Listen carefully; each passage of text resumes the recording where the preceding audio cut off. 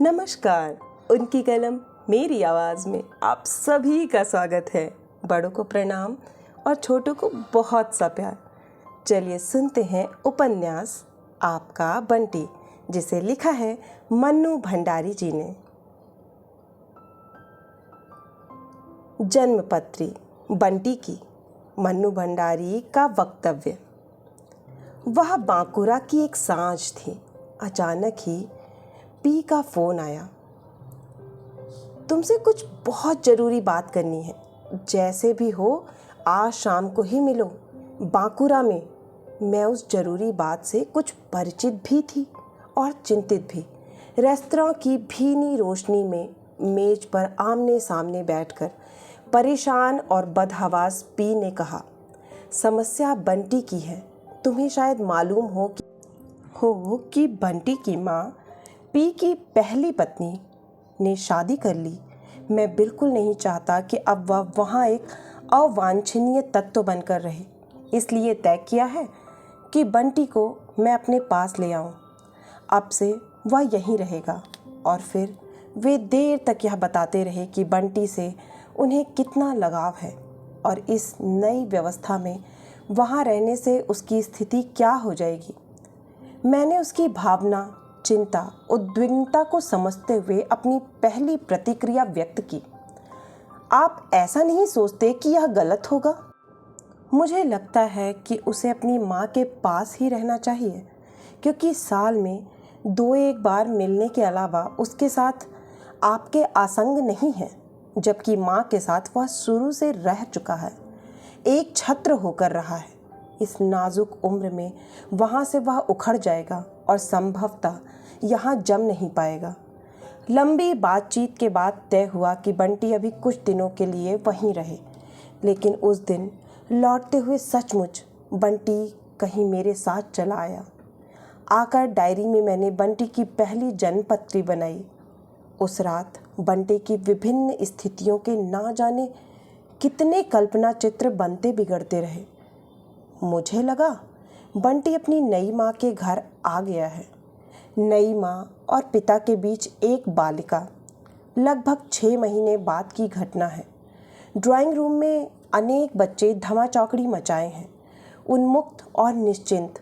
बारी बारी से सब सोफे पर चढ़कर नीचे छलांग लगा रहे हैं। उस बच्ची का नंबर आता है। सोफे पर चढ़ने से पहले वह अपनी नई माँ की ओर देखती है। माँ शायद उसकी ओर देख भी नहीं रही थी, पर उन अनदेखी नज़रों में भी जाने ऐसा क्या था कि सोफे पर चढ़ने के लिए बच्ची का ऊपर उठा हुआ पैर वापस नीचे आ जाता है। बच्ची सहमकर पीछे हट जाती है।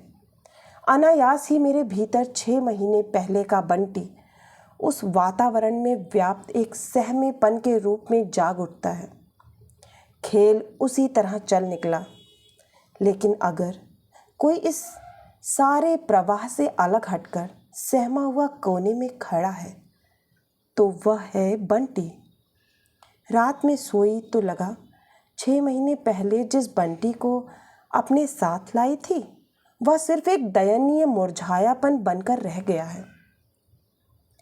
एक और चित्र, सिर्फ पुरानी माँ और बंटी। मैं कमरे में प्रवेश करती हूँ तो चौंकाने वाला दृश्य सामने आता है। टूटी हुई प्लेटें, बिस्कुट और टोस्ट बिखरे पड़े हैं और बंटी माँ के शरीर पर लगातार मुक्के मार रहा है। तुम कहाँ गई थी? किसके साथ गई थी? क्यों गई थी? मेरी उपस्थिति के बावजूद यह दृश्य थोड़ी देर तक चलता रहा। माँ तिलमिलाहट, गुस्से और दुख को दबाकर मेरे सामने सहज होने की बहुत कोशिश करती है, लेकिन उस वातावरण में, दम घोंटू तनाव में, वहाँ फिर कुछ भी सहज नहीं हो पाता। घर लौटकर मैंने पाया कि बंटी एक आकार ग्रहण करने लगा है। मुझे लगा कि बंटी किन्हीं 2-1 घरों में नहीं, आज के अनेक परिवारों में सांस ले रहा है। अलग अलग संदर्भों में, अलग अलग स्थितियों में। लेकिन एक बात मुझे इन बच्चों में समान लगी, और वह यह कि ये सभी फालतू, गैर जरूरी और अपनी जड़ों से कटे हुए हैं। किसी एक व्यक्ति के साथ घटी घटना दया, करुणा और भावुकता पैदा कर सकती है, लेकिन जब अनेक जिंदगियां एक जैसे सांचे में ही सामने आने लगती हैं तो दया और भावुकता के स्थान पर मन में धीरे धीरे एक आतंक उभरने लगता है।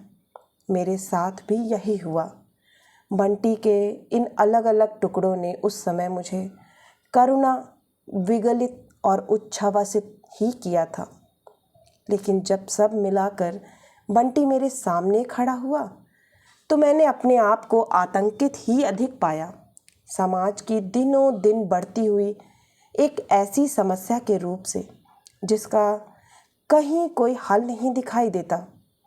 यही कारण है कि बंटी मुझे तूफानी समुद्र यात्रा में किसी द्वीप पर छूटे हुए अकेले और असहाय बच्चे की तरह नहीं, वरन अपनी यात्रा के कारणों के साथ और समांतर जीते हुए दिखाई दिया। इसके बाद ही स्थितियों को देखने का सारा धरातल बदल गया। भावना के स्तर पर उद्वेलित और विगलित करने वाला बंटी जब मेरे सामने एक भयावह सामाजिक समस्या के रूप में आया तो मेरी दृष्टि अनायास ही उसे जन्म देने, बनाने या बिगाड़ने वाले सारे सूत्रों, स्रोतों और संदर्भों की खोज और विश्लेषण की ओर दौड़ पड़ी। संदर्भों से काटकर किया हुआ बंटी का अध्ययन शरत चंद्रीय भावुकता भले ही जगा दे, उसे एक वैचारिक धरातल नहीं दे सकता। बंटी के तत्काल संदर्भ अजय और शकुन हैं। दूसरे शब्दों में वे संदर्भ अजय और शकुन के वैवाहिक संबंधों का अध्ययन और उसकी परिणति के रूप में ही मेरे सामने आए हैं। यहाँ मुझे भारत जी की बात सही लगी कि जैनेन्द्र जी ने स्त्री पुरुष के संबंधों को जिस एकांतिक दृष्टि से देखा है उसका एक अनिवार्य आयाम बंटी भी है, क्योंकि शकुन अजय के संबंधों की टकराहट से सबसे अधिक पिसता बंटी ही है। शकुन और अजय तो आपसी तनाव की असहनीयता से मुक्त होने के लिए एक दूसरे से मुक्त हो जाते हैं, लेकिन बंटी क्या करे? वह तो समान रूप से दोनों से जुड़ा है, यानी खंडित निष्ठा उसकी नियति है। चूंकि वह शकुन के साथ रहता है, इसलिए बंटी को उसकी समूची स्थिति के साथ समझने के लिए माँ बेटे के आपसी संबंधों के विश्लेषण के साथ ही कुछ गरिमामयी मिथ्या धारणाएं और सदियों पुरानी मिथ टूटने लगी। शकुन चक्की पीस पीस कर बेटे का जीवन बनाने में अपने आप को स्वाहा कर देने वाली माँ नहीं थी, बल्कि स्वतंत्र व्यक्तित्व, आकांक्षाएं और आजीविका के साधनों से दृप्त माँ थी। इस नारी और माँ के आपसी द्वंद्व का अध्ययन ही शकुन को उसका वर्तमान रूप देता है। आज तो लगता है कि कहानी में बिखरी लोक कथाएं अनायास ही नहीं आ गई हैं। वे शकुन के जीवन की दो नितांत विरोधी स्थितियों, मिथ और वास्तविकता के अंतर विरोध को उजागर करती हैं।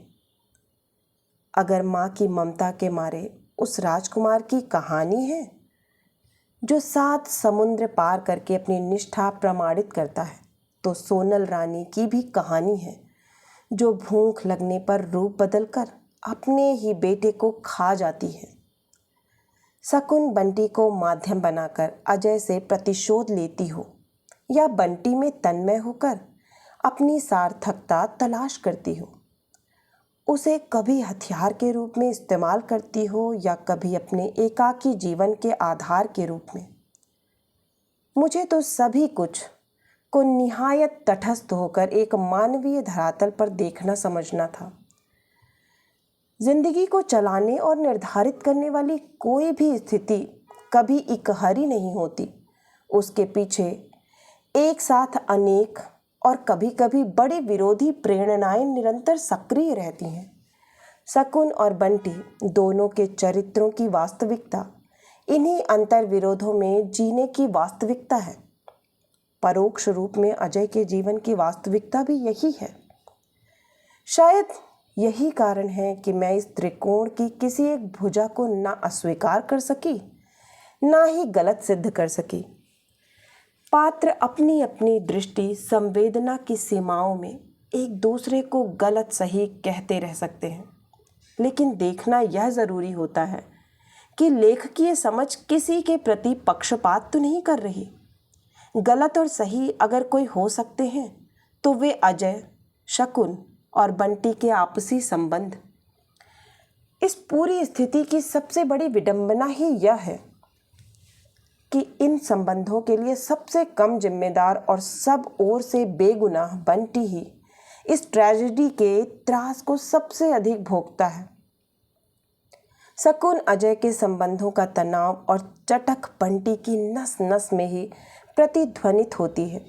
स्थिति की इस विडंबना ने ही मेरे मन में एक आतंक जगाया था। शकुन अजय के आपसी संबंधों में बंटी चाहे कितना ही फालतू और अवांछनीय हो गया हो, परंतु मेरी दृष्टि को सबसे अधिक उसी ने आकर्षित किया। वस्तुतः उपन्यासकार के लिए अप्रतिरोध चुनौती, सहानुभूति और मानवीय करुणा के केंद्र सिर्फ वे ही लोग हो पाते हैं जो कहीं न कहीं फालतू हो गए हैं। बहरहाल बंटी की यह यात्रा चाहे परिवार की संलिष्ट इकाई से टूटकर क्रमशः अकेले, जड़हीन, फालतू और अनचाहे होते जाने की रही हो, लेकिन मेरे लिए यह यात्रा भावुकता, करुणा से गुजरकर मानसिक यंत्रणा और सामाजिक प्रसन्नकुलता की रही है। जीते जागते बंटी का तिल तिल करके समाज की एक बेनाम इकाई भर बनते चले जाना यदि पाठक को सिर्फ अश्रु विगलित ही करता है तो मैं समझूंगी कि यह पत्र सही पतों पर नहीं पहुंचा है। मन्नू भंडारी। कहानी अब शुरू होती है। मम्मी ड्रेसिंग टेबल के सामने बैठी तैयार हो रही हैं। बंटी पीछे खड़ा चुपचाप देख रहा है। मम्मी जब भी कॉलेज जाने के लिए तैयार होती हैं, बंटी बड़े कौतूहल से देखता है। जान तो वह आज तक नहीं पाया, पर उसे हमेशा लगता है कि ड्रेसिंग टेबल की इन रंग बिरंगी शीशियों में, छोटी बड़ी डिब्बियों में ज़रूर कोई जादू है कि मम्मी इन सबको लगाने के बाद एकदम बदल जाती हैं। कम से कम बंटी को ऐसा ही लगता है कि उसकी मम्मी अब उसकी नहीं रही, कोई और ही हो गई हैं। पूरी तरह तैयार होकर हाथ में पर्स लेकर मम्मी ने कहा, देखो बेटे, धूप में बाहर नहीं निकलना। हाँ, फिर फूफी को आदेश दिया, बंटी जो खाए वही बनाना, एकदम बंटी की मर्जी का खाना, समझी? चलने से पहले मम्मी ने उसका गाल थपथपाया, बालों में उंगलियां फंसाकर बड़े प्यार से बाल झंझोड़ दिए, पर बंटी जैसे बुत बना खड़ा रहा। बाह पकड़कर झूला नहीं, किसी चीज़ की फरमाइश नहीं की। मम्मी ने खींचकर उसे अपने पास सटा लिया, पर एकदम चिपक कर भी बंटी को लगा जैसे मम्मी उससे बहुत दूर है। और फिर वे सचमुच ही दूर हो गईं। उनकी चप्पल की खटखट जब बरामदे की सीढ़ियों पर पहुंची तो बंटी कमरे के दरवाजे पर आकर खड़ा हो गया, और मम्मी जब फाटक खोलकर सड़क पार करके घर के ठीक सामने बने कॉलेज में घुसी तो बंटी दौड़कर अपने घर के फाटक पर खड़ा हो गया, सिर्फ दूर जाती हुई मम्मी को देखने के लिए। वह जानता है मम्मी अब पीछे मुड़कर नहीं देखेंगी, नपे तुले कदम रखती हुई सीधी चलती चली जाएंगी। जैसे ही अपने कमरे के सामने पहुंचेंगी, चपरासी सलाम ठोकता हुआ दौड़ेगा और चिक उठाएगा। मम्मी अंदर घुसेंगी और एक बड़ी सी मेज के पीछे रखी कुर्सी पर बैठ जाएंगी। मेज पर ढेर सारी चिट्ठियां होंगी, फाइलें होंगी। उस समय तक मम्मी एकदम बदल चुकी होंगी। कम से कम बंटी को उस कुर्सी पर बैठी मम्मी कभी अच्छी नहीं लगी। पहले जब कभी उसकी छुट्टी होती और मम्मी की नहीं होती, मम्मी उसे भी अपने साथ कॉलेज ले जाया करती थी। चपरासी उसे देखते ही गोद में उठाने लगता तो वह हाथ झटक देता। मम्मी के कमरे के एक कोने में ही उसके लिए एक छोटी सी मेज कुर्सी लगवा दी जाती, जिस पर बैठकर वह ड्राइंग बनाया करता। कमरे में कोई भी घुसता तो एक बार हंसी लपेटकर आंखों ही आंखों में ज़रूर उसे दुलरा देता। तब वह मम्मी की ओर देखता, पर उस कुर्सी पर बैठकर मम्मी का चेहरा अजीब तरह से सख्त हो जाया करता। लगता है मानो अपने असली चेहरे पर कोई दूसरा चेहरा लगा लिया हो। मम्मी के पास जरूर एक और चेहरा है। चेहरा ही नहीं, आवाज़ भी कैसी सख्त हो जाती है। बोलती हैं तो लगता है जैसे डांट रही हूँ। बंटी को मम्मी बहुत ही कम डांटती हैं, बस प्यार करती हैं, इसीलिए यो सख्त चेहरा लिए डांटती। प्रिंसिपल की कुर्सी पर बैठी मम्मी उसे कभी अच्छी नहीं लगती। वहाँ उसके और मम्मी के बीच में बहुत सारी चीज़ें आ जाती हैं। मम्मी का नकली चेहरा, कॉलेज की बड़ी सी बिल्डिंग, कॉलेज की ढेर सारी लड़कियाँ, कॉलेज के ढेर सारे काम, थोड़ी थोड़ी देर में बजने वाले घंटे, घंटा बजने पर होने वाली हलचल, इन सब के एक सिरे पर वह रहता है चुपचाप सहमा सा, और दूसरे पर मम्मी रहती हैं, किसी को आदेश देती हुई, किसी के साथ सलाह मशवरा करती हुई, किसी को डांटती हुई। और इसीलिए उसने कॉलेज जाना छोड़ दिया। घर में चाहे वह अकेला रह ले, पर वहाँ नहीं जाता। वहाँ किसके पास जाए? मम्मी तो वहाँ रहती नहीं, रहती हैं बस एक प्रिंसिपल, जिनके चारों ओर बहुत सारे काम, बहुत सारे लोग रहते हैं। नहीं रहता है तो केवल बंटी। थोड़ी देर तक बंटी गेट पर खड़े खड़े आने जाने वालों को यूं ही देखता रहा। फिर लोहे के फाटक पर झूलने लगा। सामने से दो लड़के साइकिल पर बातें करते हुए गुजर गए तो उसने सोचा, थोड़ा और बड़ा हो जाएगा तो वह भी 2 पहिए की साइकिल खरीदेगा। वह जानता है मम्मी उसे कभी बाहर निकलकर साइकिल नहीं चलाने देंगी।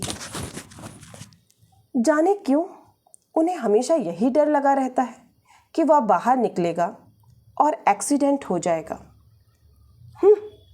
वह ज़रूर बाहर जाएगा और चलाएगा। पुलिया पर जब बिना पैडल मारे ही फर्राटे से साइकिल उतरती है तो कैसा मज़ा आता होगा। उसके बाद आँखों के सामने वे बड़े बड़े मैदान तैर गए जो स्कूल जाते समय बस में से दूर दूर दिखाई देते हैं। मैदान के दूसरे सिरे पर बनी हुई पहाड़ियाँ, जिनके पीछे से सूरज निकल डूब कर दिन और रात करता है। कौन जाने उन पहाड़ियों की तलहटी में कोई साधु बैठा हो, जिसके पास जादू की खड़ाऊं हो, जादू का कमंडल हो। एक बार जाकर ज़रूर देखना चाहिए, पर जाएं कैसे? साइकिल मिलने से जाया जा सकता है, बस किसी को बताए नहीं और चलता जाए और चलता ही जाए तो पहुंच ही सकता है। पर मम्मी को पता ही नहीं चल पाता है कि पलंग पर उनकी बगल में लेटे लेटे वह उन साधुओं की तलाश में कहाँ कहाँ घूमता है। अनदेखे अनजाने पहाड़ों में, जंगलों में, घाटियों में। अब छुट्टी के दिन समझ ही नहीं आता वह क्या करे। एक बार यूं ही बगीचे का चक्कर लगाया। मोगरे खूब महके हुए थे। एक एक पौधे को उसने खूब प्यार से छुआ, फिर गिनकर देखा कितनी नई कलियां खिली हैं। हर एक पौधे की फूल पत्तियों का हिसाब किताब उसके पास है। 1-2 पौधे की पत्तियां गंदी लगी तो जल्दी से पाइप लेकर उनको धोया, कुछ इस ढंग से जैसे मम्मी सवेरे सवेरे उसका मुंह धुलाती हैं। बस हो गए साफ, चलो अब हवा में झूलो। भीतर आया तो कमरे में घुसते ही नज़र ड्रेसिंग टेबल पर गई। वहाँ रंग बिरंगी शीशियाँ और मम्मी का वही सख्त चेहरा याद आ गया, रूखा रूखा और एकदम बदला हुआ। कैसे बदल जाता है चेहरा, और तब ना जाने कितनी बातें एक साथ दिमाग में घुमड़ने लगी। तुम यहाँ खड़े खड़े क्या कर रहे हो बंटी भैया? चलकर नहा काहे नहीं लेते?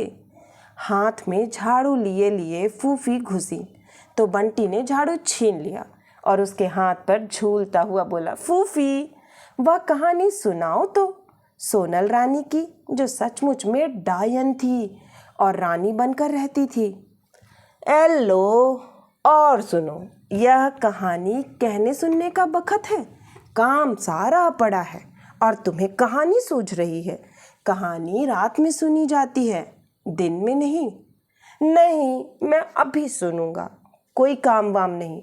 फिर आंखों में जाने कितना कौतूहल भरकर पूछा, अच्छा फूफी, वह डायन से रानी कैसे बन जाती थी? उसके पास जादू था? और क्या, तो डायन थी, सारे जादू बस में कर रखे थे। बस जो चाहती बन जाती, मन होता वैसा भेष धर लेती। क्यों फूफी, आदमी भी चाहे तो ऐसा कर सकता है? कैसे कर लेगा आदमी? आदमी के बस में क्या जादू होता है? तुमने डायन देखी है फूफी? कैसी होती होगी? जब आदमी के भेष में होती होगी तब तो कोई पहचान भी नहीं सकता होगा। बंटी की आंखों में जाने कैसे कैसे चित्र तैरने लगे। अरे, हमने नहीं देखी कोई डायन वायन, तुम चलकर नहा लो। नहीं, अभी नहीं नहाता। और बंटी पीछे के आंगन में आया तो झमझम करती सोनल रानी भी साथ आ गई। 7 मंजिले महल में रहने वाली 700 दास दासियों से घिरी सोनल रानी, ऐसा रूप कि ना लोगों ने देखा ना सुना। राजा तो जैसे प्राण देते, कोई भला देखता भी कैसे? वह रूप क्या कोई आदमी का था?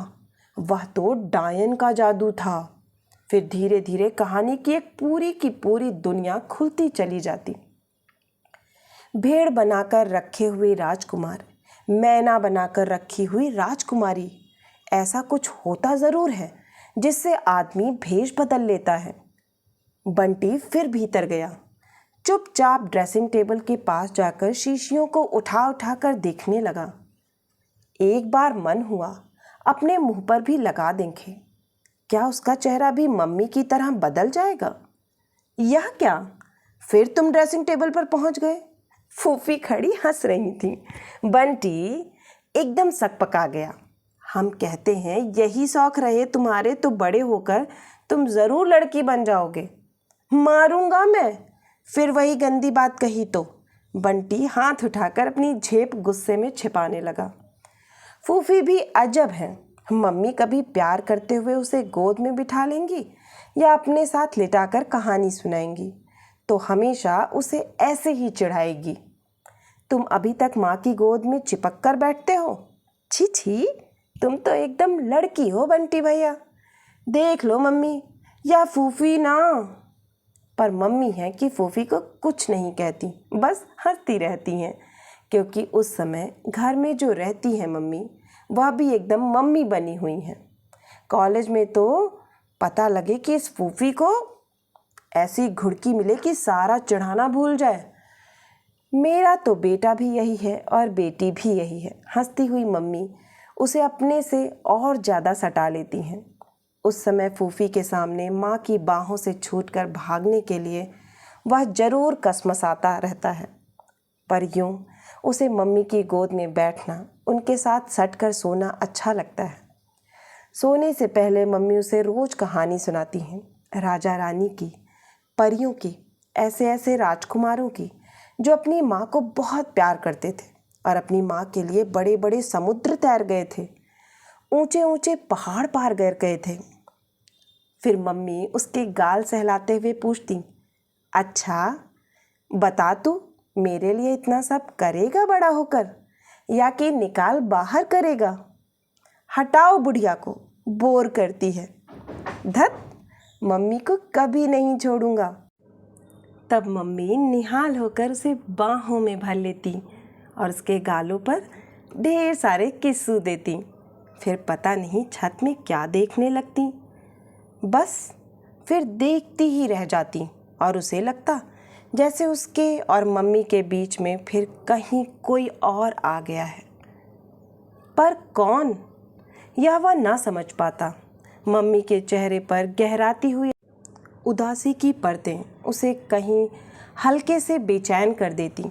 उसका मन करता कि मम्मी को पक्की तरह समझा दें कि वह उन्हें कभी कभी नहीं छोड़ेगा। पर कैसे? और जब कुछ भी समझ में नहीं आता तो वह मम्मी के गले में हाथ डालकर लिपट जाता। तभी फूफी की बात याद आ जाती। फूफी बकवास करती है, कहीं मम्मी को प्यार करने से या कि मम्मी के साथ सोने से कोई लड़का लड़की बन जाता होगा भला। तुम नहा लो बंटी भैया, कहो तो हम नहला दें। नहीं, अपने आप नहाऊंगा, बड़ी आई नहलाने वाली। तो जाओ अपने आप नहाओ, हम कपड़ा वपड़ा निकाल कर रख देते हैं। अभी नहीं नहाता, जब मर्जी आएगी नहाऊंगा। फूफी को लेकर अभी भी गुस्सा भरा हुआ है। बंटी ने अपनी अलमारी खोली। मम्मी के खरीदे हुए और पापा के भेजे हुए खिलौनों से अलमारी भरी हुई है। उसने नई वाली बंदूक निकाली, खूब बड़ी सी, और एकदम आंगन में झाड़ू लगाती हुई फूफी की पीठ में नली लगा दी। बोला, अब कहेगी कभी लड़की, कर दो शूट, गोली से उड़ा दूंगा। हाँ, याद रखना। बंटी जब बहुत लाड में होता है या बहुत नाराज़ होता है तो फूफी को तू ही कहता है। और क्या, अब तुम बंदूक ही तो मारोगे, इसी दिन के लिए तो पाल पोस कर बड़ा किया है। तब पता नहीं क्यों मम्मी की कोई बात याद आ गई और बंटी का हाथ अपने आप हट गया। ख्याल आया, उसने अपनी बंदूक टीटू को तो दिखाई ही नहीं। उसके मुकाबले में टीटू के पास बहुत कम खिलौने हैं, फिर भी ऐसी शान लगाता है जैसे लाट साहब हो। उस दिन कैरम बोर्ड दिखा दिखा कर कितना इतरा रहा था। वह मम्मी से कहकर अपने लिए भी कैरम बोर्ड खरीदेगा, और नहीं तो इस बार पापा आएंगे तो उनसे लेगा। पिछली बार पापा जिस दिन आए थे उसी दिन उसका रिजल्ट निकला था। कितने खुश हुए थे पापा उसका रिजल्ट देखकर। खूब प्यार किया था, शाबाशी दी थी और ढेर सारी चीज़ें दिलवाई थीं। इस बार कब आएंगे पापा, या किधर चले? उसे पिछले दरवाजे से बाहर जाते देख फूफी चिल्लाई, मैं टीटू के यहाँ जा रहा हूँ, अभी आ जाऊँगा। वहीं मत खेलने बैठ जाना, मम्मी गुस्सा होंगी नहीं तो। नहाया धोया कुछ नहीं है। बंटी दूर निकल आया। फूफी की तो आदत है कुछ ना कुछ बकते रहने की। टीटू के घर के दरवाजे पर आकर 1 मिनट को झिझका, कहीं सबसे पहले टीटू की अम्मा ही ना मिल जाए। कैसे बोलती हैं वे भी। एक दिन इसी तरह छुट्टी के दिन सवेरे सवेरे आ गया था तो बोली, आ गए बंटी, छुट्टी के दिन तो तुम्हारा सूरज भी इसी घर में उगता है और इसी घर में डूबता है। तो मन हुआ था कि उल्टे पैरों लौट जाए। मम्मी तो टीटू को कभी ऐसे नहीं कहती, चाहे वह सारा दिन यहीं रहे।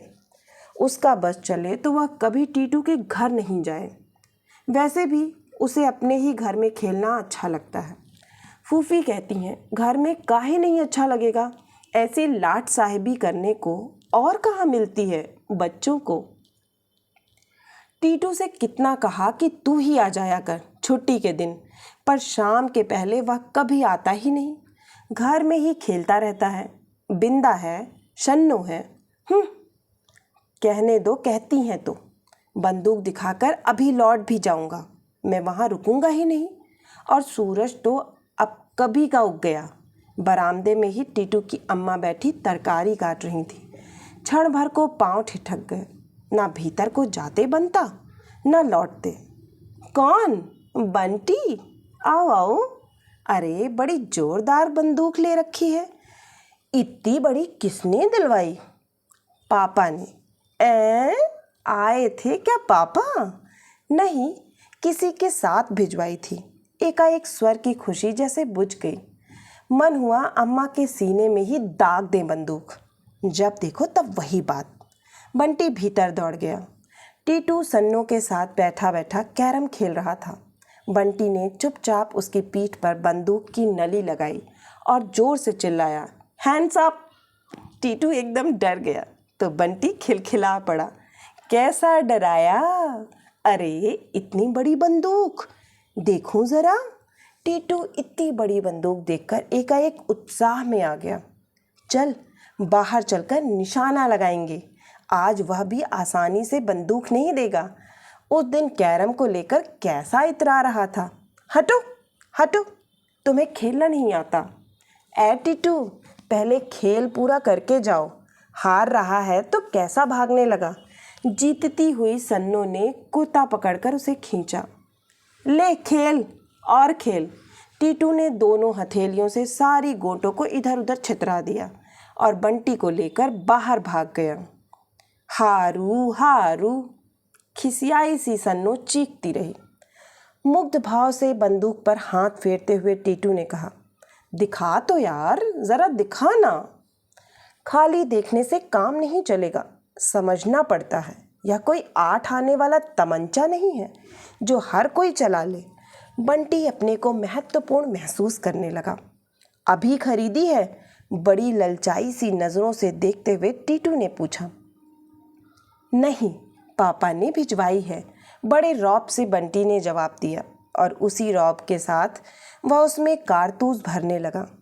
चल, तेरे पापा साथ नहीं रहते तब भी तेरे लिए चीज़ें तो खूब भेजते रहते हैं। और क्या, इस बार आएंगे तो मेरे लिए बड़ा वाला मैकेनो लाएंगे। मैं तो मम्मी से जो मांगता हूँ मम्मी भी झट से दिलवा देती हैं। बंदूक हाथ में मिल जाती तब तो टीटू फिर भी बंटी के इस रौब को जैसे तैसे झेल जाता, पर खाली बातों का रौब। क्यों रे बंटी, तेरा मन नहीं होता कि पापा तेरे साथ रहें? बंटी का कमज़ोर हिस्सा वह जानता है। बंटी चुप, बस बंदूक के घोड़े को ऊपर नीचे करता रहा। जब यहाँ आते हैं तो तू कहता क्यों नहीं, पर अब शायद रह नहीं सकते। बंटी ने बड़े प्रश्नवाचक भाव से टीटू की ओर देखा। तेरे मम्मी पापा में तलाक जो हो गया है? ना चाहते हुए भी बंटी पूछ बैठा। तलाक? तलाक क्या होता है? तू नहीं जानता? बुद्धू कहीं का। मम्मी पापा की जो लड़ाई होती है ना, उसे तलाक कहते हैं। तुझे कैसे मालूम? मेरी अम्मा बता रही थी, पापा बता रहे थे। बंटी तब भीतर ही भीतर कहीं अपमानित हो गया। ठाएं ठाएं, वह हवा में बंदूक दागने लगा और टीटू को अपनी बंदूक से पूरी तरह चकित करके बिना एक बार भी उसे चलाने का अवसर दिए वापस लौट आया। मन में जाने कैसा गुस्सा उफन रहा था। उसके मम्मी पापा की बात उसे नहीं मालूम और टीटू को मालूम। पापा साथ नहीं रहते तो क्या हुआ, वे तो शुरू से ही साथ नहीं रहते। वह तो हमेशा से ही मम्मी के पास रहता है। उसकी मम्मी कोई ऐसी वैसी हैं, कॉलेज की प्रिंसिपल हैं। आते जाते लोग कैसे सलाम ठोकते हैं। करेगा कोई ऐसे सलाम इनकी अम्मा को? और पापा पास नहीं रहते तो क्या हुआ, उसे प्यार तो खूब करते हैं। टीटू के पापा तो जब देखो तब डांटते ही रहते हैं। उस दिन उसके सामने ही कैसा कान उमेठा था कि पैं बोल गई, सारा चेहरा सुर्ख हो आया। अच्छा है, पापा के साथ रहो, डांट खाओ, पिटो और कान खिंचवाओ, पर मम्मी को तो ऐसा नहीं करना चाहिए ना। मम्मी उसे पापा की बात बताती क्यों नहीं है? कितनी ही बार उसने मम्मी से यह बात करनी चाहिए, पर जब भी वह ऐसी बातें करता है मम्मी का चेहरा जाने कैसा कैसा हो जाता है। उसे डर सा लगने लगता है, फिर उससे कुछ भी नहीं पूछा जाता। इस बार पापा आएंगे तो वह पापा से पूछेगा कि वे दोनों दोस्ती क्यों नहीं कर लेते।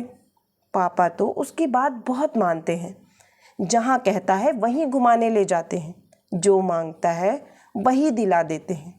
यह बात नहीं मानेंगे। अब तो वह बड़ा हो गया है, पापा को समझा सकता है, पर मम्मी पापा की लड़ाई क्यों हुई? मम्मी कभी पापा की बात नहीं करती। पापा आते हैं तो सर्किट हाउस में ठहरते हैं, मम्मी को बुलाते भी नहीं, मम्मी की बात भी नहीं करते। क्या इतने बड़े बड़े लोग भी लड़ते हैं? ऐसी लड़ाई जिसमें कभी दोस्ती ही ना हो। क्या मम्मी को पापा की याद नहीं आती होगी? शाम को मम्मी लॉन में पलंग डालकर लेटी हैं। मौसम में हल्की सी ठंडक है, पर फिर भी बाहर खूब अच्छा लग रहा है। मम्मी की छाती पर एक खुली हुई किताब उल्टी रखी है। आसमान में जाने क्या देख रही हैं मम्मी। बंटी दौड़ दौड़ कर क्यारियों में पानी डाल रहा है। टीटू पाइप लेकर पौधे धो रहा है। धुलकर पत्तियां कैसी चटकीली हो उठती हैं। रात रानी की महक धीरे धीरे चारों ओर फैलने लगती है। हर पौधे, हर फूल और हर गंध के साथ बंटी का जैसे बड़ा गहरा संबंध है। पानी दे चुकने के बाद बंटी ने एक बड़ा सा मोगरे का फूल तोड़ा। इस बगीचे में से फूल तोड़ने का अधिकार केवल बंटी का है, क्योंकि यह बगीचा केवल उसी का है। बिना उससे पूछे तो मम्मी भी नहीं तोड़ सकती। फूल लेकर वह चुपचाप गया और लेटी हुई मम्मी के बालों में खोस दिया। मम्मी बड़ा मीठा सा मुस्कुराई और पकड़कर उसे अपने पास खींच लिया। लाड कर रहा है मम्मी का, और बैठकर फूल को ठीक से पीछे की ओर लगा लिया। इस समय मम्मी कितनी अच्छी लग रही हैं। वैसे तो शाम के समय मम्मी बिल्कुल उसकी अपनी हो जाती हैं। बालों की खूब ढीली ढाली चोटी और चेहरा भी एकदम मुलायम सा। कोई तनाव नहीं, कोई सख्ती नहीं। हमेशा ही इस समय बंटी को मम्मी बहुत अच्छी लगती हैं, बहुत सुंदर भी। कभी कभी वह मम्मी की नज़र बचाकर एकटक मम्मी को देखता रहता है। मम्मी की धोड़ी का तिल उसे बहुत अच्छा लगता है। रात में पास लेटता है तो अक्सर उस पर धीरे धीरे उंगली फिराता रहता है। उसे आज भी याद है, पहली बार जब उसने ऐसा किया था तो मम्मी जैसे चौंक गई थी। एकदम उसका हाथ हटा दिया था और बड़ी देर तक उसके चेहरे पर जाने क्या देखती रही थी, अजीब अजीब नज़रों से। फिर एक गहरी सांस छोड़कर वे छत की ओर देखने लगी थीं। उनका चेहरा ना जाने क्यों बड़ा उदास और बेजान हो आया था। वह जैसे भीतर ही भीतर सहम गया था। उसकी समझ में ही नहीं आया कि आखिर उसने ऐसा क्या कर दिया जो मम्मी इतनी उदास हो गई, और उसने तय कर लिया कि अब वह कभी तिल पर हाथ नहीं रखेगा। पर 3-4 दिन बाद मम्मी ने खुद ही उसकी उंगली लेकर तिल पर रख दी। फिरा मुझे अच्छा लगता है और हंसने लगी।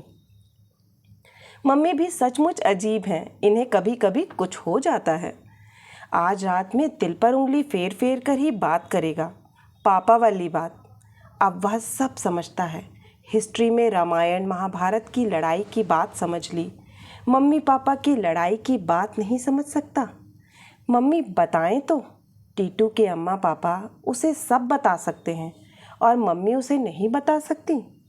सवेरे की कचोट जैसे फिर ताज़ी हो गई। टीटू को दिखाते हुए बंटी मम्मी के गले से झूम गया। लो देख लो मम्मी कैसा दुलार करती है मेरा। तुम झूमो तो ज़रा अपनी अम्मा के गले में, ना झटक कर अलग कर दें तो। ना रहे पापा उसके पास, उससे क्या, मम्मी अकेली जितना प्यार करती हैं उसे तुम्हारे अम्मा पापा मिलकर भी उतना प्यार नहीं कर सकते। और उसकी आंखों के सामने खटिया पर नंगे बदन बैठे, कभी खांसते तो कभी पेट पर हाथ फेरते टीटू के पापा, और हल्दी के दागों से भरी साड़ी पहने अम्मा घूम गईं। तब मन एक गर्वयुक्त तृप्ति से भर गया। हुलसकर उसने कहा, मम्मी आज बहुत बहुत लंबी वाली कहानी सुनाओ। कहानी चल रही है 7 भाई चंपा की। सौतेली माँ ने कैसे 7 लड़कों को मरवा कर गड़वा दिया। जहाँ जहाँ बच्चे गाड़े गए वहाँ वहाँ चंपा का एक एक पेड़ उगाया। सौतेली माँ बहुत बुरी होती है मम्मी। हाँ और नहीं तो क्या, मार कर गड़वा देती है। बच्चों के पापा ने क्यों नहीं कुछ कहा? सौतेली माँ ने उन्हें पता ही नहीं लगने दिया। ऐसा भी कभी हो सकता है? झूठ, 7 बच्चे गायब हो जाएं और पापा को पता ही नहीं लगे। हाँ ऐसा होता है। पापा कोई ऐसा वैसा आदमी था, राजा था। उसके पास राज्य के बहुत सारे काम थे, बच्चों का ख्याल ही नहीं रहा। पापा लोग ऐसे ही होते हैं, उन्हें बच्चों का ख्याल कभी रहता ही नहीं। यह तो माँ ही होती है जो। और मम्मी एकाएक चुप हो गईं। उसने मम्मी की ओर देखा। मम्मी वैसे ही आसमान की ओर देख रही हैं। क्या देखती रहती हैं मम्मी, आंखें गड़ाकर, कभी आसमान में कभी छत में। उसे तो वहाँ कभी कुछ नहीं दिखाई देता। एकाएक ख्याल आया, पापा की बात पूछ ले। मम्मी हूँ, बंटी पसोपेश में। कैसे पूछें? मम्मी ने कहीं डांट दिया या कि मम्मी बहुत उदास हो गई तो? शाम और रात में ही तो वह मम्मी के बहुत बहुत पास हो जाता है। सवेरे तो इन्हीं मम्मी में से एक और मम्मी निकल आती हैं। उसने एक बार फिर मम्मी की ओर देखा, आंखें आसमान पर टिकी हुई, लटें चेहरे पर बिखरी हुई। सचमुच मम्मी सुंदर है। वह बेकार ही क्यों डरने लगता है मम्मी से? उसने हिम्मत जुटाकर कहा, मम्मी मम्मी। इस बार मम्मी ऐसे चौंक कर बोली जैसे कहीं और चली गई थी। चल, तू बहुत बहस करता है, मैं नहीं सुनाती तुझे कहानी। मम्मी, पापा हम लोगों के साथ क्यों नहीं रहते? मम्मी चुप। आज टीटू कह रहा था। क्या कह रहा था टीटू? मम्मी एकदम बंटी पर झुक आईं। आवाज़ की शक्ति से बंटी जैसे एक क्षण को सहम गया। बता, क्या कह रहा था टीटू? टीटू कह रहा था कि तेरे मम्मी पापा का तलाक हो गया है, अब पापा कभी हमारे साथ नहीं रह सकते।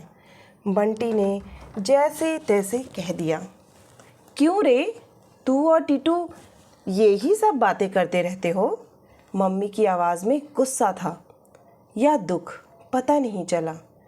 मैं नहीं करता मम्मी, टीटू ही कह रहा था। मुझे तो तलाक का मतलब भी नहीं मालूम। उसी ने बताया कि मम्मी पापा की लड़ाई को तलाक कहते हैं। जब देखो उनके घर वाले पापा की बात ज़रूर करते हैं। बंटी रुआंसा हो आया। मम्मी एकाएक ढीली हो आईं, ठंडी सांस खींच कर बोली, करने दो। इन लोगों के पास ये बातें ना हों तो ये जिए कैसे बेचारे? फिर बंटी को अपने पास खींचती हुई बोली, पापा नहीं रहते तो क्या, मैं तो हूँ तेरे पास। और उसके बाद बंटी से कुछ भी नहीं पूछा गया, कुछ भी नहीं कहा गया। मम्मी उसे कितना ही प्यार करे, फिर भी वह मम्मी से कहीं डरता ज़रूर है। कितनी बातें सोची थी उसने आज कहने के लिए। दिन में कई बार दोहरा दोहरा कर भी देख लिया था, पर हमेशा की तरह बात बीच में ही टूट गई। मम्मी चुप चुप उसके बालों और गालों पर उंगलियां फिराने लगी। दोनों चुप हो गए तो दूर लेटी फूफी की आवाज़ ही हवा में थिरकती रही, उखड़ा बिखरा स्वर, मेरे तो गिरधर गोपाल दूसरा ना कोई। हवा में ठंडक बढ़ गई। चल भीतर चल। और बंटी मम्मी के पीछे पीछे अंदर चला गया। बाहर था तो जैसे मन के सारे प्रश्न चारों ओर फैले हुए थे। कमरे में आते ही सब सिमट कर मन में समा गए और बंटी को एक अजीब सी बेचैनी होने लगी। कैसे पूछे वह? क्यों नहीं बताती मम्मी उसे? अच्छा, मम्मी को क्या कभी भी पापा की याद नहीं आती? वह तो टीटू या कुन्नी से अगर लड़ाई कर लेता है तो 2-3 दिन तो बिना बोले रह लेता है, अकेला अकेला खेलता रहता है। पर उसके बाद तो ऐसा जी घबराने लगता है कि बोले बिना रहा ही नहीं जाता। कुछ ना कुछ बहाना निकालकर फिर दोस्ती कर लेता है। अकेला अकेला खेले भी कितने दिन तक आखिर? पर मम्मी तो हमेशा से ही अकेली रह रही हैं। तलाक में फिर क्या दोस्ती हो ही नहीं सकती? किससे पूछें? कल टीटू से ही पूछेगा। टीटू अगर तलाक की बात जानता है तो तलाक की दोस्ती की बात भी ज़रूर जानता होगा। शनिवार को मम्मी लंच के बाद कॉलेज नहीं जाती। खाना खाकर मम्मी उठी और सोने के कमरे में सारे पर्दे खींच दिए। कमरे में हल्का सा अंधेरा हो गया। अभी तो उतनी गर्मी नहीं है, वरना मम्मी रोशनदानों में भी काले या भूरे कागज़ चिपकवा देती हैं। गर्मी में उन्हें रोशनी बिल्कुल अच्छी नहीं लगती। और बंटी है कि उसका अंधेरे में जैसे जी घबराता है। अंधेरा यानी कि सो, रात भर अंधेरा रहता है और रात भर वह सोता भी है। अब दिन में भी अंधेरा कर दोगे तो कोई रात थोड़े ही हो जाएगी, और रात नहीं तो सोए कैसे? पर मम्मी सुनती हैं कोई बात। बंटी चलो सो, और पकड़कर पलंग पर डाल देती हैं। बंटी जानता है कि कुछ भी कहना सुनना बेकार है, इसीलिए जैसे ही मम्मी ने पर्दे खींचे चुपचाप आकर पलंग पर लेट गया। जब तक आंखें खुली हैं नज़र कमरे की दीवारों में कैद है, पर आंख बंद करते ही जैसे सारी सीमाएं टूट जाती हैं और ना जाने कहाँ कहाँ के जंगल, पहाड़ और समुद्र तैर आते हैं आँखों के सामने। परीलोक की परियां और पाताल लोक की नाग कन्याएं तैरती हुई उसके सामने से निकल जाती हैं।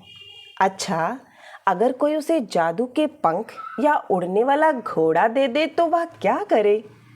एकदम पापा के पास चला जाए और उन्हें चौंका दे। अचानक उसे आया देख पापा कितने खुश हो जाएंगे। इधर मम्मी ढूंढ ढूंढ कर परेशान। बाहर देखेंगी, टीटू के घर में जाएंगी, कुन्नी के घर जाएंगी, फूफी सारे में दौड़ती फिरेंगी और वह जादू की टोपी पहने सब कुछ देखता रहेगा। परेशान होती मम्मी को, इधर उधर दौड़ती हुई बौखलाई सी फूफी को, और जब मम्मी रो पड़ेंगी तो झट से टोपी उतार कर उनके गले में लिपट जाएगा। पर ये सब चीज़ें मिलती कहाँ हैं?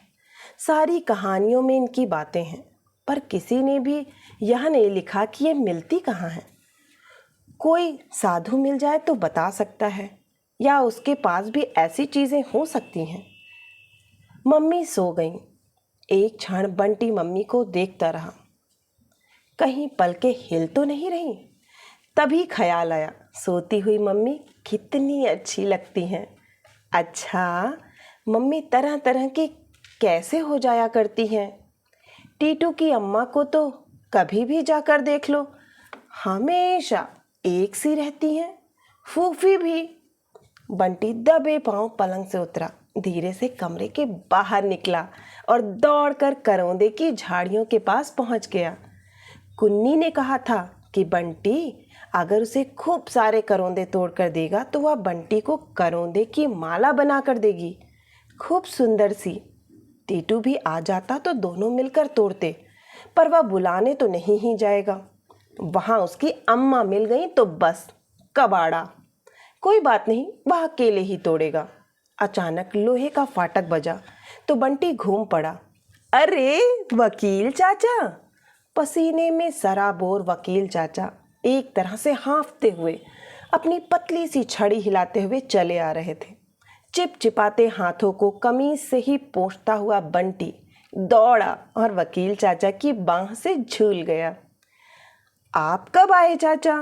क्यों रे, तू ऐसी भरी धूप में यहाँ करौंदे तोड़ रहा है? धूप कहाँ, मुझे तो नहीं लग रही। बंटी दुष्टता से हंस रहा है।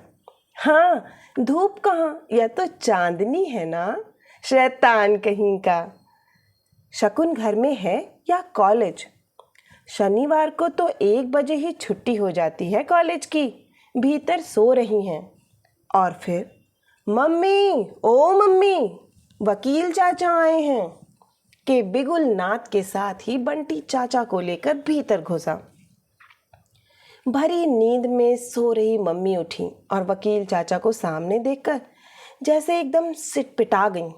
साड़ी ठीक करके उठती हुई बोली, अरे आप कब आए? यह बंटी वहाँ करौंदे तोड़ रहा था ऐसी धूप में। मम्मी पूछ रही हैं, आप कब आए?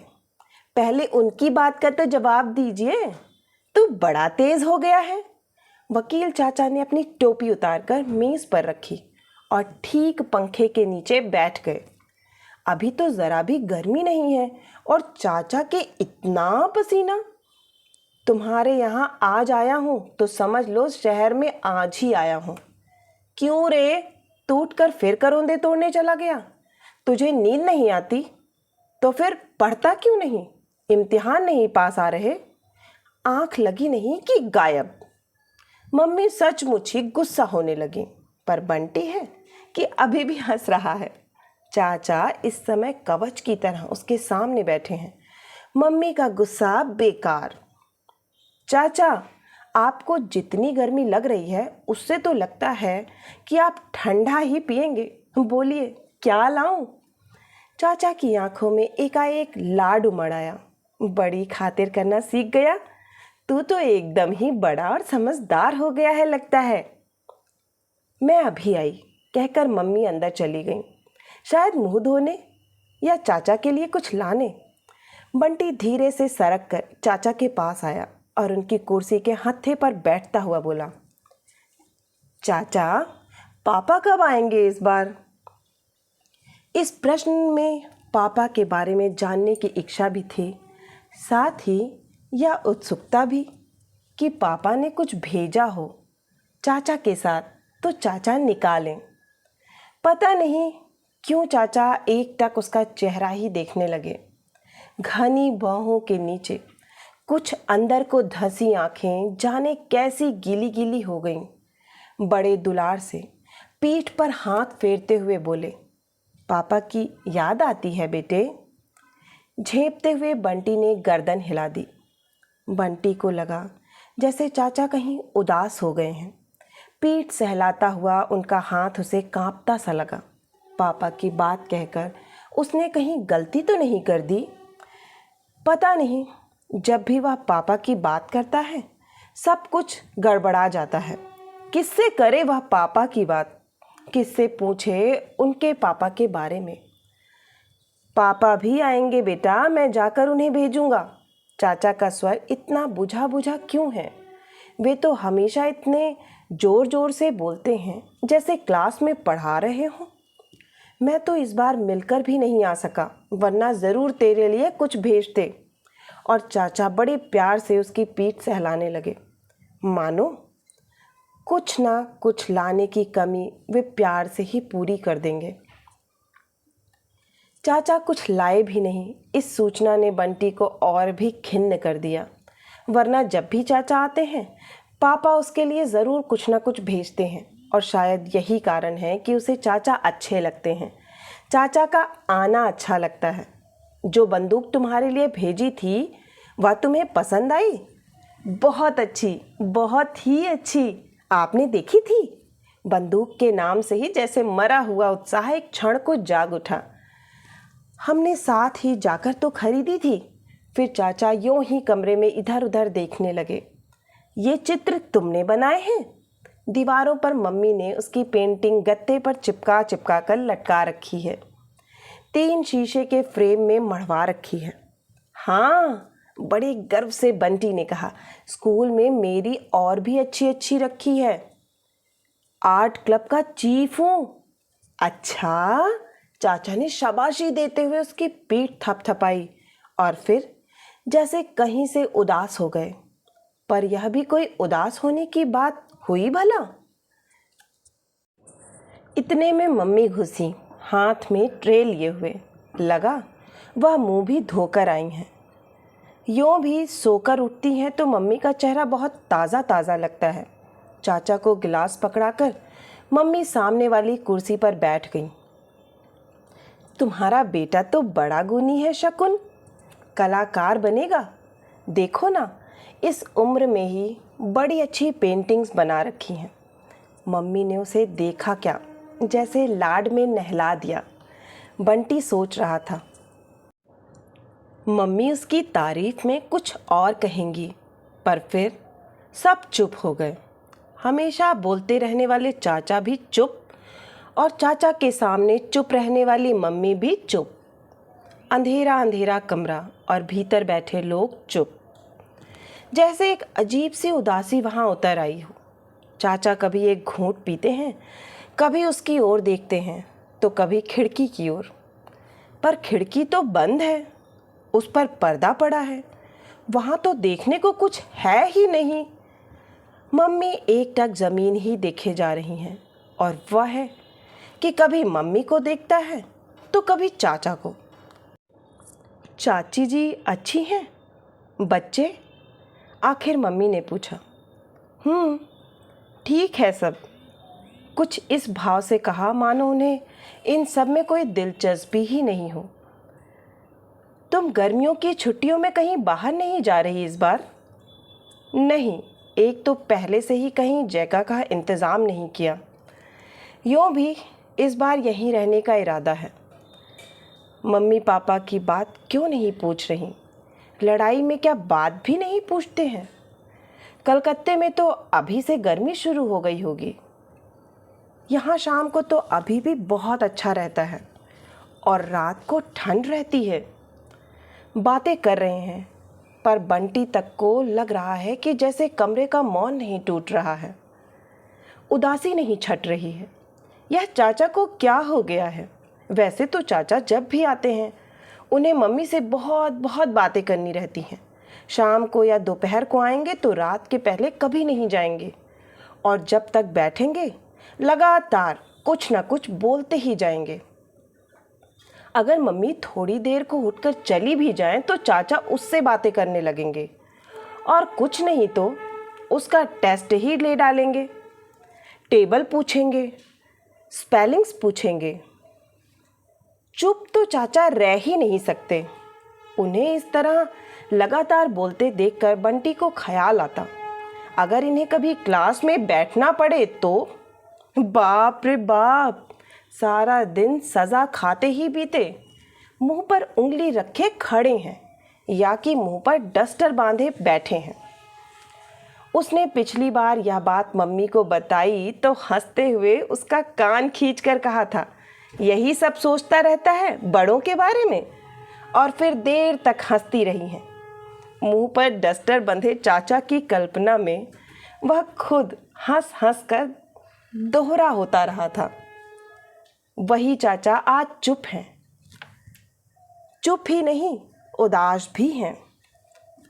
आप कितने दिन हैं यहाँ पर?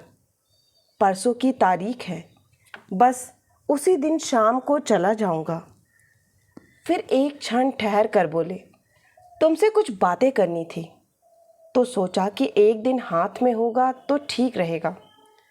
मम्मी की आंखें चाचा के चेहरे पर टिक गईं। हजारों सवाल उन आंखों में झलक आए। चेहरे पर एक अजीब सा तनाव आने लगा। बंटी के मन में जाने कैसा कैसा डर सा समाने लगा।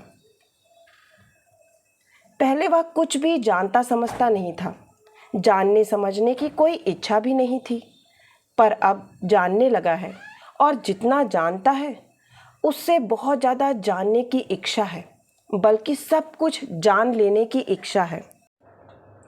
उसे मालूम है कि चाचा पापा के पास से आते हैं और आने पर पापा की ही बातें करते हैं। क्या बातें करते रहे हैं उसे नहीं मालूम, उसने कभी सुनने की कोशिश ही नहीं की, पर इस बार ज़रूर सुनेगा। हाँ, इतना उसे ज़रूर मालूम है कि चाचा 1-2 दिन के लिए आकर मम्मी को 10-12 दिनों के लिए बदल जाते हैं। कभी कभी तो मम्मी इतनी उदास हो जाया करती थी कि उनसे बात करना भी बंद कर देती थी। साथ सुलाकर भी ना उसे प्यार से सहलाती, न कहानी सुनाती। पर पिछली बार मम्मी बहुत खुश हुई थी, इतनी खुश कि बिना बात ही उसे बाहों में भर भर कर प्यार करती रही थी। तब बंटी को शक हुआ था कि चाचा की छड़ी में तो कोई जादू नहीं है। मम्मी पर फेर कर चले गए और मम्मी बदल गईं। तब उसने चुपचाप छड़ी को अपने ऊपर फिरा कर देखा था, फूफी पर भी फिरा कर देखा था, पर उनको तो कुछ नहीं हुआ। नहीं, छड़ी में नहीं, चाचा की बात में ही कुछ होता है। आज पता नहीं कैसी बातें करेंगे। उसके बाद मम्मी खुश होंगी या उदास, इस बार वह सारी बात ध्यान से सुनेगा। उसने एक उड़ती सी नज़र मम्मी पर डाली। मम्मी की आंखें वैसे ही चाचा पर टिकी हुई हैं, आंखों में वैसे ही सवाल झूल रहे हैं। पर चाचा हैं कि चुप, बोलते क्यों नहीं? बात करनी है तो करें बात। वहाँ खिड़की में क्या देखे जा रहे हैं? बात वहाँ तो लिखी हुई नहीं है। शकुन, चाचा बोले नहीं, जैसे शब्दों को किसी तरह ठेला। कैसी मरी मरी आवाज़ निकल रही है आज उनकी। टकटकी लगाए लगाए मम्मी की आंखें जैसे पथरा गई हैं। बस मूर्ति की तरह वे बैठी हैं, मानो सांस भी नहीं ले रही हों। वह चाहता है कि अब इस सारी बात की कानूनी कार्रवाई भी कर ही डाली जाए। चाचा का स्वर कैसा बिखर बिखर रहा है। यही बात कहनी थी चाचा को, पर इसका मतलब? वह तो पापा हैं, बात भी पापा की ही है, पर क्या है कुछ भी समझ में नहीं आया। तो क्या इसीलिए आपको यहाँ भेजा है? मम्मी का चेहरा ही नहीं, उनकी आवाज़ भी सख्त हो गई है। वही प्रिंसिपल वाला चेहरा। नहीं नहीं, मैं तो अपने काम से आया था, पर जब आने लगा तो उसने मुझे तुमसे इस विषय में बात करने को कहा था। मैं नहीं आता तो वह खुद शायद तुम्हें लिखता। इसका मतलब चाचा मिल कर आए हैं पापा से, और अभी अभी उससे कहा था कि आने से पहले मिला नहीं। चाचा इतने बड़े होकर भी झूठ बोलते हैं। उसे बड़ों की बात के बीच में नहीं बोलना चाहिए, वरना वह अभी पूछता। चाचा ने शरीर ढीला छोड़कर पीठ कुर्सी पर टिका दी और आंखें मूंद ली, जैसे बहुत बहुत थक गए हों। बस हो गई बात, इतनी सी बात करने आए थे। या भी कोई बात हुई भला? आप कुछ देर आराम कर लीजिए, रात के सफ़र की थकान भी होगी, बाकी बातें शाम को हो जाएंगी। ऐसी कौन सी नई बात करनी है? वाक्य का अंतिम हिस्सा मम्मी ने जैसे अपने आप से कहा, और बिना चाचा का उत्तर पाए ही अलमारी खोलकर एक चादर निकाली और ड्राइंग रूम के दीवान पर बिछा दी। चलिए जाकर लेट जाइए, मम्मी ने ऐसे कहा जैसे बंटी को कह रही हूँ, और चाचा भी बिल्कुल चुपचाप उठकर चले गए। पता नहीं वे सचमुच ही थके हुए थे, या पता नहीं वे जैसे बात टालना चाह रहे थे। और तू सोता क्यों नहीं है? यहाँ बैठकर गुटरगू बातें सुन रहा है। भरी दोपहर में भी तुझे नींद नहीं आती।